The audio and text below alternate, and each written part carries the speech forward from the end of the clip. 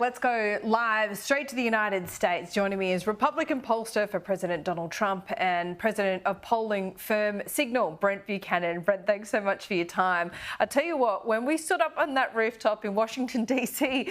Back in June, what you said about that non-meeting between Anthony Albanese and Donald Trump certainly did the rounds here in Australia. So I wanted to talk to you again today because we've locked in that meeting now, October 20. What do you think the hurdles have been? Well, first off, when I told my wife I was coming back on, she said, "Honey, you're not going to create any more international incidents, are you?" And I told her I can't promise that. Just giving the truth here. But yeah, it's what, 4 months from the time that we had that conversation that he gets the meeting, and that's assuming that it happens on the day that's been set forth. I mean, I think something that he needs to do before he steps into the Oval Office is go back and watch that footage of the first time that Zelensky stepped into the Oval Office and the first time that the president of South Africa stepped into the office, because I think he might have that type of meeting as opposed to one with more a friend like Milei from Argentina. Yeah, why do you think he might get a more frosty reception from Donald Trump? Why do you think it's on par with those two examples? Just because of the politics and the difference in the base politics of the two men? There's definitely a base politics issue between the two, but it's not like Donald Trump is only cozying up to folks that are further right. He has no problem talking to folks that are more in the center. I really think it has to come down to what types of moves are they making towards the relationship. And to ask for a relationship and then go recognize Palestine just sets it up for disaster to start with. Well, Palestine is just one of the differences. We are, it seems, worlds apart on climate change as well. It was just a week ago that Australia set down its 2035 target. And I do note the thundering speech Trump just gave at the UN. Yes, where he called it a farce. And, you know, that is where a lot of people are going. If you go look at Europe, for example, who is leading in the polls in most of those places, and it is the government, it is the parties to the right. And this is not a backlash of, hey, we tried the left and now we're going to the right. This is a complete repudiation. And Trump sees this happening across the world, but he doesn't see it happening yet in Australia. And he's going to give his attention to places where he thinks folks are moving the direction of his politics, not away from it, which is what he sees happening in Australia. Yeah, I mean, how does Donald Trump see or respect individual countries and prime ministers or presidents' sovereignty? Does he accept that countries like Australia have, you know, different requirements economically, socially? And does he tolerate some of that or not really? I would say no.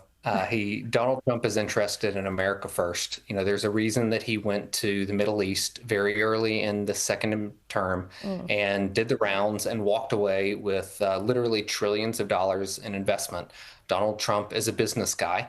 And if you try to approach him like a head of state first and not a business guy first, you're going to make missteps. Well, that's some good advice as well. I would also say, my read of it is that Donald Trump is hugely transactional. You're right. He's a businessman first. So with these non-meetings, first of all, there's a difference in politics between Anthony Albanese and Donald Trump. But secondly, does Trump, with everything that's going on in the world, just simply not need Australia right now? We're just not a first priority. Well, Trump is very strong on pushing back against China and its influence, and the Five Eyes and AUKUS and other relationships that the U.S. has with its allies is definitely forefront with both the Trump administration here, with Congress, and with our Department of War. The problem is, how do you elevate that beyond some of the other issues that Trump sees as just ridiculousness? Like cultural issues, transgendered fights, climate fights, other things that he sees as completely antithetical to pushing back against China, actually getting in the way of countering China. Well, AUKUS is a big part of that, I would have thought. But of course, it's hugely expensive. And well, for us, I'd say for America too. In that meeting on October 20, I know it's a long time between now and October 20 in Trump world. But what might he ask us for? Do you think he might ask us for something point blank that's perhaps uncomfortable? Well, I'll tell you this, the Bible says that a day is like 1,000 years to the Lord, and a day in Trump world is like 10 years to everybody else. So I think it's way too early to start making guesses as to what he might ask for, because he might have that answer today, and it's going to be a different answer on October 19th or October 20th.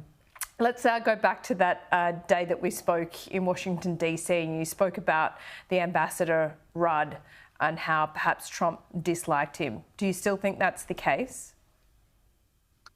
Trump has an incredible memory. I hope when I am that age that I can remember all the things that he does, that he remembers. And I challenge folks to go listen to his speech at the Charlie Kirk Memorial this Sunday, where he said, "I don't love my enemies, I hate my enemies." And while it didn't necessarily fit with kind of the thematics of the memorial as a whole, that is how Donald Trump thinks.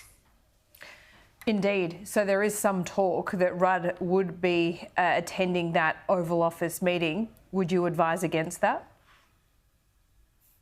I'm not in a position to say who should be in what positions unless it is, how do we get more friends in the room? Yeah, right. But that history, that criticism that Rudd made of Trump in the past, I guess, assuming that he wouldn't be re-elected, certainly has been an impediment in your view. You remain of that view. Yes, Donald Trump would much rather work with folks that have not said nasty things about him, using his words. Interesting indeed. But hey, we now have that meeting. Let's hope he doesn't cancel. He wouldn't cancel, would he? Not a third time. Remember, a day's 10 years. Okay, you're right. Never going to forget that now. Thanks so much, Brent. I really appreciate your time. And tell your wife not to worry too much. I will. I'll tell her that I made her proud.